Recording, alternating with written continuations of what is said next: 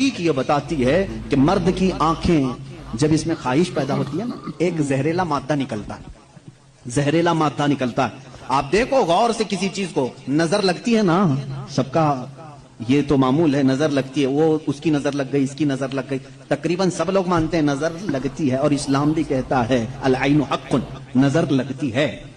بلکہ میرے آقا صلی اللہ علیہ وسلم نے یہاں تک فرمایا میری امت میں سب سے زیادہ موت اگر کسی کارن سے ہوگی تو نظر بد سے ہوگی۔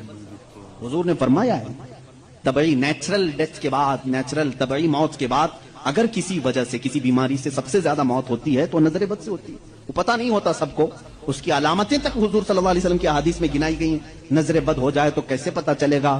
جسم کے اندر کیسی تبدیلیاں ہوتی ہیں کہ پتہ چل گیا کہ نظر لگی ہے، وہ پھر کبھی میں عرض کروں گا۔ لیکن نظر لگتی ہے یہ سب کو معلوم ہے، اور جدید تحقیقات کے اعتبار سے بھی اگر میں آپ کو بات کروں، پھول کو اگر زیادہ دیر تک تم دیکھتے رہو گے تو مرجھا جائے گا، کیونکہ ہماری آنکھوں کا زہر اس پر پڑتا ہے اور اس کی طبیعت مرجھا جاتی ہے۔ وہ جتنا اپنے ٹہنی میں لگ کر کے جتنی دیر تک تازہ رہ سکتا ہے، تمہارے ہاتھ میں آنے کے بعد اتنی دیر تازہ نہیں رہے گا، کیونکہ کچھ بیکٹیریا ہمارے اندر ہیں اور آنکھوں سے نکلنے والی چیزیں بھی ہیں۔ اسی طرح سے عورتوں کا جسم اتنا نرم ہے اور نازک ہے کہ باہر کے زہریلے مادے ان کے جسم پر پہلے اثر کرتے ہیں، مردوں کے جسموں پر کم لیکن عورتوں کے جسموں پر زیادہ اثر کرتے ہیں۔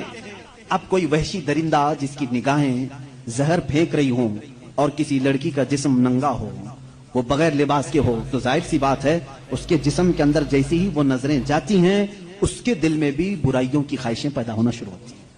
ایک طرفہ نہیں ہوتی یہ سب چیزیں، اس کے اندر جو خرابی آئی وہ اس کی آنکھوں کی وجہ سے۔ اسی لیے میرے آقا صلی اللہ علیہ وسلم نے فرمایا فَإِنَّ الْعَيْنَ تَزْنِي، آنکھ بھی زنا کرتی ہے۔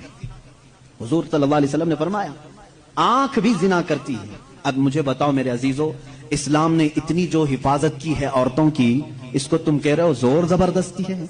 اسلام دین فطرت ہے، صرف وہی بات کرتا ہے جو انسان کے لیے سوٹیبل ہو، جو تمہارے جینے کے لیے اچھا ہو۔